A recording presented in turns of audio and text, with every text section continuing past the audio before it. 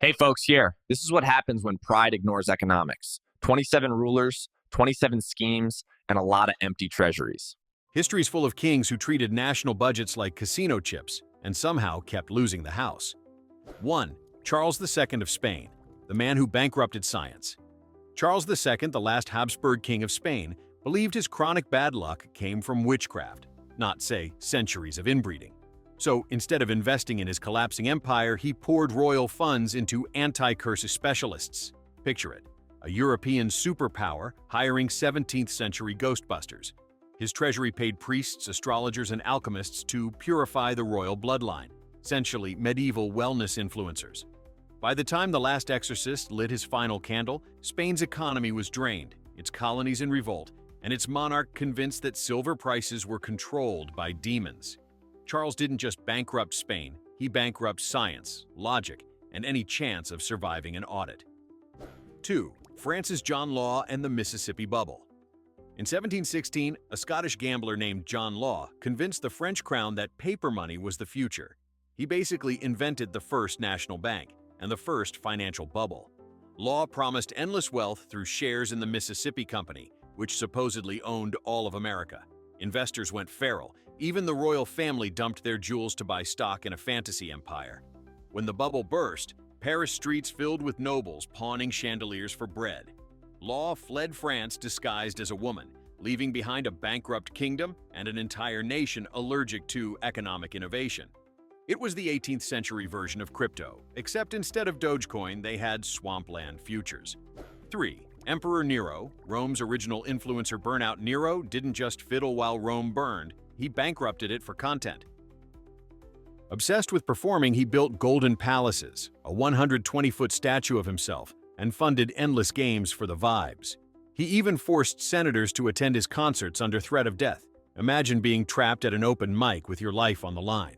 When the treasury finally dried up, Nero started taxing urine. Literally, he created a pee tax. Citizens paid to use public restrooms so the emperor could keep funding his stage career. Eventually, his empire collapsed under debt, rebellion, and one of history's worst Yelp reviews. Rome fell, but the lesson stands. Never hand the state budget to a man chasing likes before electricity. 4. Marie Antoinette, the queen who tried to accessorize the economy. Marie Antoinette didn't technically cause the French Revolution, but she definitely helped speedrun it. While her subjects were selling furniture for flour, she was building a fake peasant village at Versailles so she could experience simplicity. She literally cosplayed poverty with gold-trimmed milk buckets. Her obsession with luxury was so absurd, it broke the economy's will to live. The crown's debt skyrocketed thanks to her shopping habits, gowns, jewels, and elaborate hairstyles tall enough to block sunlight. Her personal hairdresser made more in a week than a soldier did in a year. And when told the peasants had no bread, she allegedly said, "Let them eat cake," which might be the first recorded example of a PR nightmare. France wasn't just broke, it was insulted into revolution. When she finally faced the guillotine, the country's finances still hadn't recovered, but at least taxpayers didn't have to fund her next hairdo. 5. Emperor Ferdinand I of Austria. Let them have dumplings. Ferdinand I wasn't exactly the sharpest knife in the Habsburg drawer. His medical issues left him barely capable of speech, yet he somehow ruled an empire. When famine hit Austria, his advisors explained that the people were starving.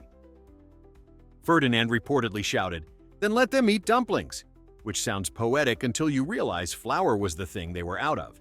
He spent lavishly on court banquets while peasants ate bark.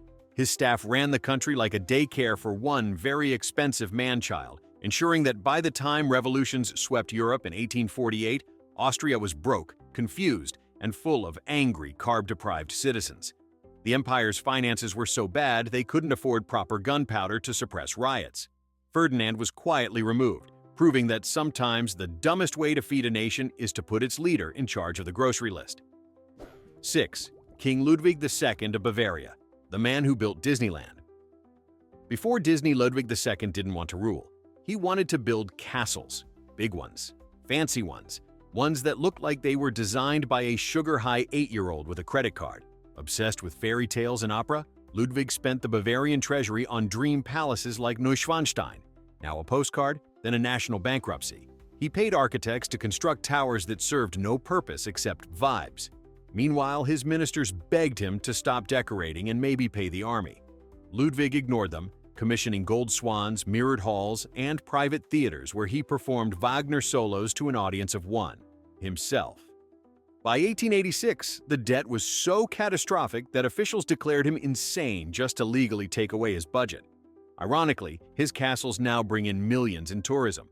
But back then, Ludwig built them so extravagantly that he drowned the Bavarian economy in glitter and unpaid invoices. 7. Emperor Qin Shi Huang, the man who buried his wealth. Alive, China's first emperor didn't trust anyone, especially not death.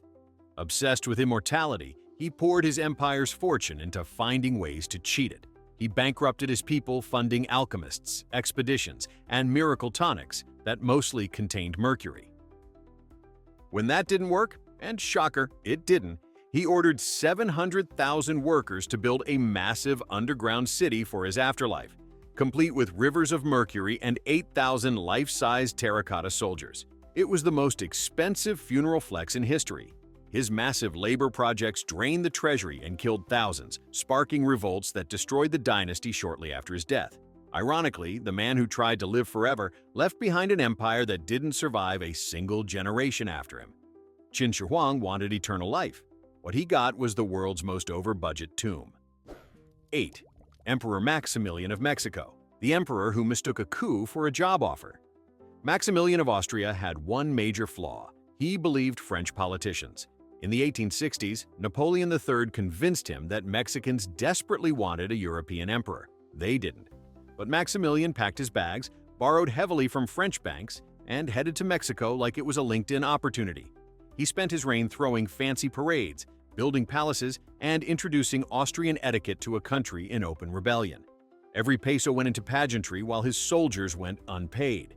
When France pulled its funding, Maximilian discovered that self-sustaining monarchy is just code for bankruptcy with better uniforms. His empire collapsed faster than his finances, and he was eventually executed by firing squad, wearing the most expensive military jacket ever made. Maximilian's story proves one timeless truth.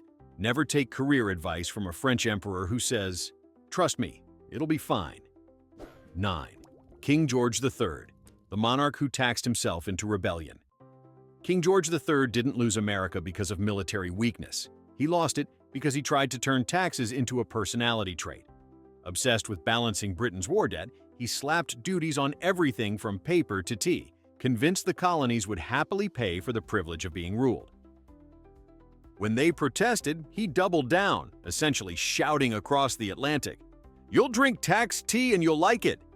Instead, the colonies dumped his tea into Boston Harbor, invented a country, and sent George the world's most expensive breakup letter. Britain lost its richest colonies, its global reputation, and a fortune in military spending, all because the king refused to admit maybe, just maybe, charging people extra for their breakfast beverage was a bad idea. The American Revolution wasn't just about freedom, it was also the ultimate case of the customer is always right. George didn't just lose America, he lost his empire over a tea bill. 10. Sultan Ibrahim of the Ottoman Empire, the Sultan of Feathers. In the 1600s, Sultan Ibrahim ruled one of the most powerful empires on earth and treated it like a shopping spree. Nicknamed Ibrahim the Mad, he had a passion for two things: fur and fish. He ordered entire rooms lined with sable pelts, then demanded the palace fountains run with perfume. Once, he decreed that every fish in the Bosphorus be coated in gold leaf so he could see them sparkle.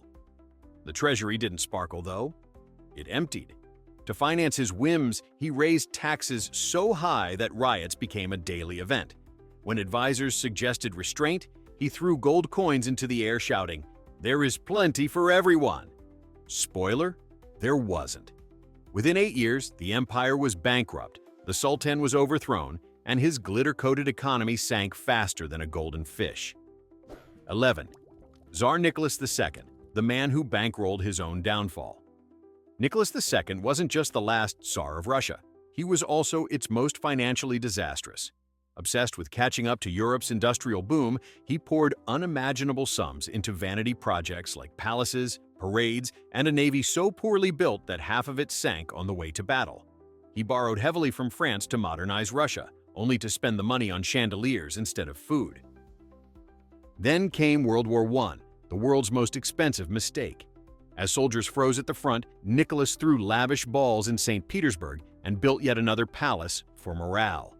By the time revolution broke out, his treasury was dust, his people were starving, and his government was running on "I owe us" and delusion. Nicholas didn't just lose his throne, he financed the revolution that destroyed it. The man literally paid for his own overthrow. 12. Emperor Domitian, the accountant who lost the empire's wallet. Domitian, Rome's financial reformer, decided the empire needed a little more discipline. And by discipline, he meant micromanaging everyone's income. He introduced so many taxes that even accountants needed calculators that hadn't been invented yet. He taxed windows, urinals, lawsuits, and even funeral ashes. Citizens joked that the emperor would charge you for breathing if he could measure it. Despite this, he spent money like it had an expiration date, covering Rome in marble, staging endless gladiator games, and commissioning giant golden statues of himself for morale. By the time assassins ended his reign, the empire's treasury was emptier than the Colosseum after closing time. Domitian's legacy? Proving that even the most obsessive bookkeeper can't balance the budget when the biggest expense is ego. 13. Emperor Justinian I, the man who tried to rebuild Rome with monopoly. Money Byzantine Emperor Justinian dreamed of restoring the Roman Empire to its former glory. Unfortunately, dreams are expensive, especially when they involve conquering half the Mediterranean. Justinian's war campaigns cost more than his empire actually produced. To fund them, he melted church treasures, taxed everything that moved, and printed coins so thin you could see through them. His citizens revolted in the infamous Nika riots, burning half of Constantinople while Justinian calculated whether rebuilding in gold leaf was cost-effective. When plague struck, killing millions, he still pushed on with massive construction projects, including the Hagia Sophia, a masterpiece that almost bankrupted the empire by itself. By the end of his reign, Justinian had technically rebuilt Rome, but only in the sense that it was a beautiful, bankrupt museum version of itself. 14. Emperor Joseph II, the bureaucrat who tried to reform everything, including logic. Joseph II of Austria believed efficiency could solve everything. He wanted to modernize his empire, and in the process, he nearly erased it. Obsessed with reform, he taxed monasteries to fund hospitals, banned local customs to enforce rational behavior, and replaced regional languages with one bureaucratic German. The cost of reorganizing the empire's entire legal, religious, and administrative system? Enormous. The result? Chaos. Peasants rebelled, nobles refused to pay taxes, and priests held secret anti-efficiency masses. Joseph spent his final years frantically undoing his own decrees while the treasury bled dry. His last words supposedly were, "They hated all I did for them," which is a polite 18th century way of saying, maybe I shouldn't have rebranded an entire civilization in one fiscal quarter. 15. Emperor Caligula, the emperor who married his horse and the budget. Caligula treated the Roman Empire like a trust fund with no oversight. At first, he was loved for canceling taxes and throwing lavish games. Then he decided the treasury should pay for his divine hobbies, like building floating palaces, collecting seashells as tribute from Neptune, and appointing his horse, Incitatus, as a senator. He funded these stunts by taxing lawsuits, weddings, and inheritances, turning Roman law into a revenue stream. When he ran out of money, he simply declared himself a god and demanded donations. The empire's finances collapsed under the weight of marble horse stables and divine delusion. By the time his own guards assassinated him, Caligula had turned Rome's economy into performance art, proof that divine insanity and fiscal responsibility don't mix. 16. King Henry VIII, the divorce. That bankrupted England, Henry VIII wasn't just a serial husband. He was a one-man stimulus plan for English bankruptcy. His obsession with annulments, wars, and architecture drained the treasury faster than his marriages failed. When the Pope refused him a divorce, Henry founded his own church and promptly looted monasteries to pay for it.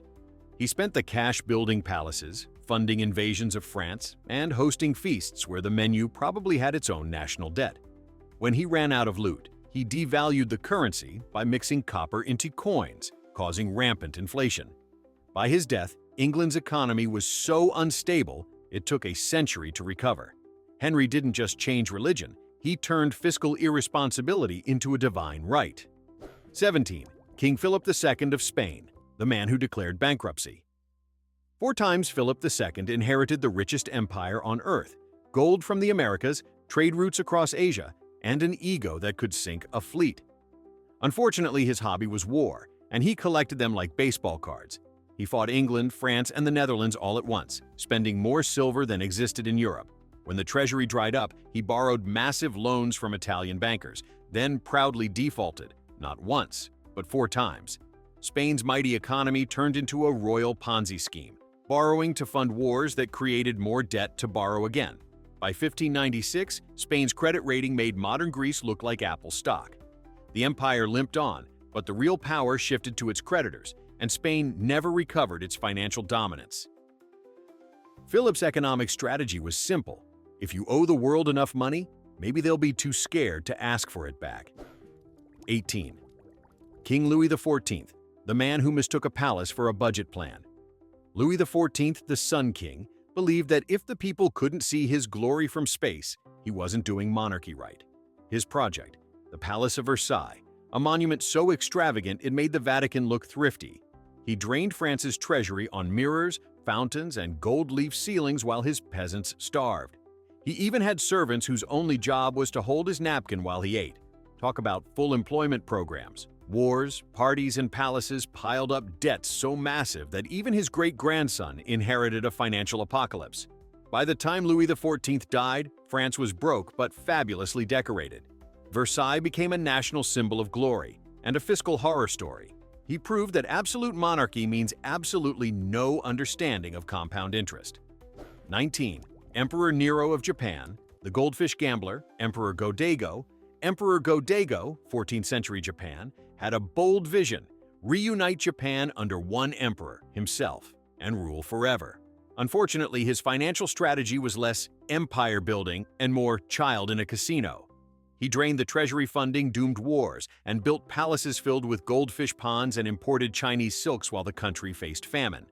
When his generals warned him the government couldn't pay soldiers, Go-Daigo responded by minting new coins so thin they bent in people's pockets. Inflation exploded, loyalty vanished, and within a decade, his empire collapsed into civil war. The new rulers literally melted down his statues to pay the troops. Go-Daigo's reign became the economic version of a fireworks show. Bright, noisy, and spectacularly unsustainable. 20. Pope Urban VIII, the Pope who taxed heaven itself. Popes are supposed to save souls, but Urban VIII preferred saving receipts. Obsessed with art and architecture, he turned the Vatican into a construction site. His masterpiece, St. Peter's Baldachin, a canopy of solid bronze, funded by melting down the Pantheon ceiling.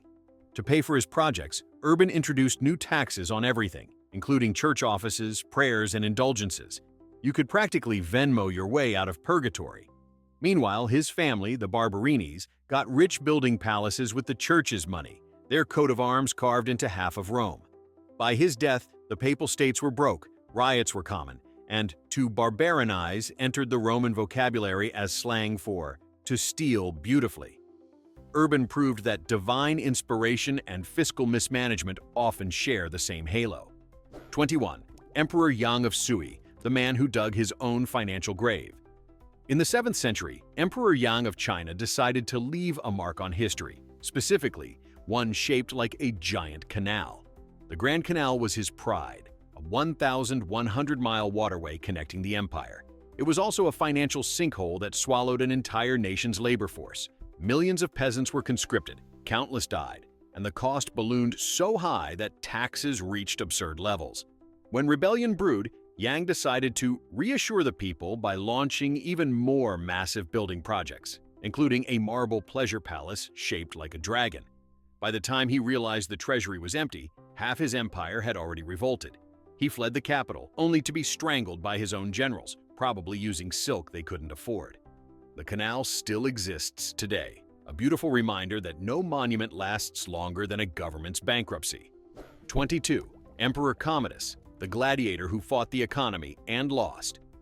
Commodus, son of the philosopher Emperor Marcus Aurelius, decided that wisdom was overrated. He preferred costumes, ego, and bankrupting Rome through sheer theatrical commitment. Obsessed with being seen as Hercules reborn, he staged elaborate gladiator fights, starring himself. The catch? Every match was rigged, and he charged the empire for public entertainment. Rome's treasury bled money so he could decapitate straw men in gold armor. He even renamed months after himself, including Commodus December. When his advisors begged him to stop, he just raised taxes to fund more heroic appearances. Meanwhile, food shortages spread, soldiers went unpaid, and statues of Commodus popped up like weeds. His assassination was technically a coup, but really it was Rome's first recorded budget cut. He died the same way he lived, dramatically and at public expense. 23. King Gustavus Adolphus of Sweden, the Lutheran who mortgaged heaven. Gustavus Adolphus was a military genius and a financial catastrophe. His dream was to turn tiny Sweden into a superpower during the 30 Years' War. To fund it, he sold off crown lands, pawned royal jewels, and borrowed money from anyone with a pulse and a coin purse. Sweden became the only nation in history to fight a continental war funded by pawnshops. Gustavus spent so much that he started issuing emergency currency made of copper. Coins so huge, people needed wagons to transport them. When he died in battle, Sweden inherited not just a great legacy, but a monstrous debt that crippled it for generations. His financial strategy was simple: win today, declare bankruptcy tomorrow, and hope God accepts credit. 24. Cleopatra VII, the queen who bet Egypt on a boyfriend. Cleopatra wasn't just the last pharaoh of Egypt. She was also its most spectacular financial gambler. When Julius Caesar arrived, Egypt was broke and politically unstable. Cleopatra fixed that the way many monarchs do. She dated the debt collector. After Caesar's death, she doubled down with Mark Antony, hosting parties so extravagant that guests ate gold leaf for dessert. To impress him, she dissolved a priceless pearl in vinegar and drank it, the ancient equivalent of burning a Bugatti for Instagram views. Meanwhile, the treasury crumbled. She bankrolled Antony's doomed war against Rome, draining Egypt's reserves and leaving her empire ripe for conquest. When Octavian's armies surrounded her, Cleopatra chose to die dramatically, probably because declaring bankruptcy would have been more humiliating than a snakebite. 25. Emperor Napoleon Bonaparte, the man who tried to conquer interest rates. Napoleon was brilliant on the battlefield and hopeless with budgets. Every victory came with a receipt, and by 1812, France was spending like a gambler on a winning streak. He invaded nations, looted their treasuries, and spent it all on more invasions. His empire was basically a pyramid scheme run by bayonets. The ultimate financial disaster was the invasion of Russia, an operation so costly it devoured half the empire's GDP and left Europe littered with frozen uniforms. To keep funding his wars, he sold Louisiana to the US for a fraction of its value, accidentally financing America's expansion instead of his own. When Napoleon finally fell, France was broke, burnt out, and still paying his war debts decades later. He wanted to rule the world, but he couldn't even balance a checkbook. 26. Emperor Menelik II of Ethiopia, the emperor who ate his money, literally. Menelik II wanted Ethiopia to be modern, and he meant it. He built railways, telegraphs, and imported European goods. But when he ordered his first shipment of currency from France, he became fascinated by how shiny the silver coins looked. He believed they had medicinal powers. According to court accounts, Menelik began swallowing coins to strengthen his spirit. Meanwhile, his treasury was collapsing under foreign loans, the railway went unfinished, and the new hospital couldn't afford medicine, though it had a very well-fed emperor. Despite his eccentricities, Menelik's reign was remembered fondly, but his financial habits became legend. His ministers later joked that the emperor's stomach held more wealth than the national bank. History proves he truly internalized the concept of liquid assets. 27. Emperor Franz Joseph I, the bureaucrat who drowned in paperwork and debt. Franz Joseph ruled Austria-Hungary for 68 years, long enough to turn paperwork into a national religion. Obsessed with bureaucracy, he micromanaged everything from railway timetables to napkin colors at state dinners. Each new reform created another layer of officials, committees, and reports, all funded by taxpayers. His obsession with appearances led to endless military parades, marble statues, and uniforms for every occasion, while the empire's infrastructure rotted. When Hungary demanded autonomy, he compromised by doubling the bureaucracy instead. Wars with Italy and Prussia drained the treasury further, yet Franz Joseph refused to cut spending. It would damage the dignity of the empire. By World War I, Austria-Hungary was an ornate corpse kept alive by paperwork and pride. When the empire finally collapsed, its greatest export was debt and bureaucratic tradition. From golden fish to marble palaces, these rulers proved one eternal truth: you can't balance a budget with delusion and divine right. Which royal disaster deserves the crown for most expensive mistake in history? Tell me in the comments, and maybe thank your accountant tonight.